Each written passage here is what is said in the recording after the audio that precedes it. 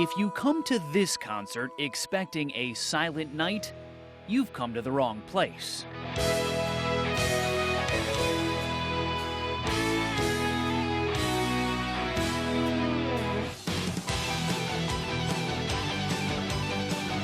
After all, the motto of the Trans Siberian Orchestra is fog it, light it, blow it up. Just don't let it be boring. Do you feel pressure every year to top yourself, to make this bigger and better than the year before? Yes. Songwriter and producer Paul O'Neill is the man behind this particular brand of Christmas cheer. Every holiday season, the band performs one of his 3 Christmas rock operas in a spectacle that aims for complete sensory overload. Every special effect company, every lighting company, every pyro company knows if they come up with a great special effect that's insanely expensive, there's one band dumb enough to buy it, and that's us. This year's show includes 36 full-color lasers and more than 1,500 pyrotechnic effects. O'Neill decks the halls with fireballs. I mean this in the nicest sense of the term. You are a bit of a pyromaniac. That's true. Programs. The Trans Siberian Orchestra, or TSO as it's known by fans, was founded in 1996 when O'Neill brought together members of the heavy metal band Savatage. That band had released a concept album about, of all things, the Bosnian War. It didn't sell. But it included a song called Christmas Eve, Sarajevo. It's an intense instrumental mashup of God Rest Ye Merry Gentlemen and Carol of the Bells. Re-recorded and released by the Trans Siberian Orchestra in 1996, it is now the second most downloaded Christmas song of all time.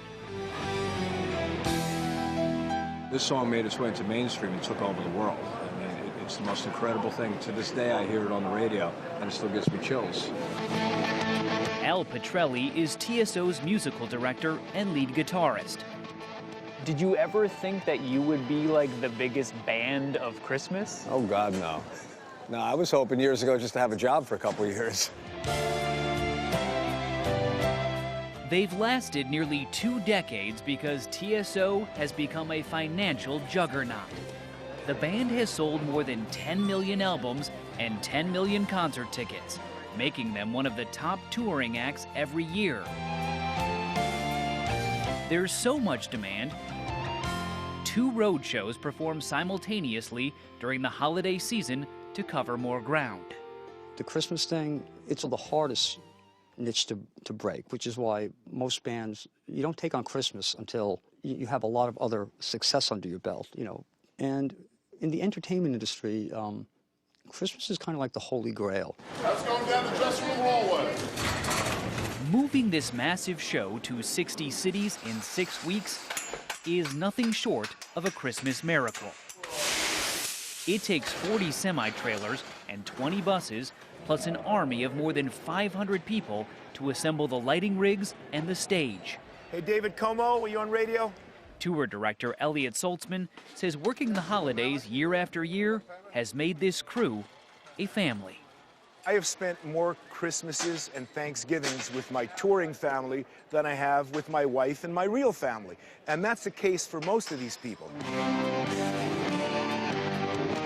He says the show never gets old because it just keeps getting bigger. This year it's a pyramid that goes up into the air 30 feet, rotates, and spews flames. If you fog it, if you light it, if you blow it up, that's excitement. Fans are intensely loyal, and TSO keeps ticket prices well below $100 to keep them coming back.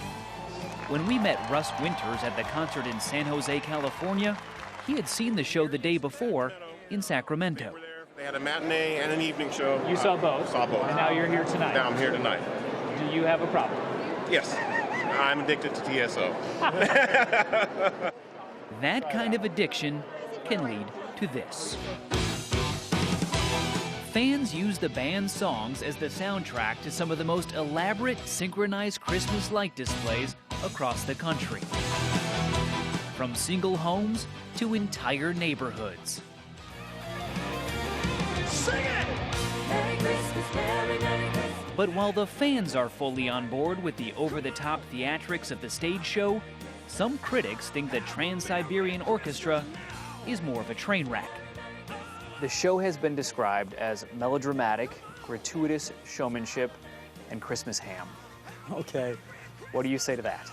You know, you take it with a grain of salt. Let me put it this way. I'd much rather have, you know, the sold-out arenas and the platinum albums than every critic saying, this is a masterpiece.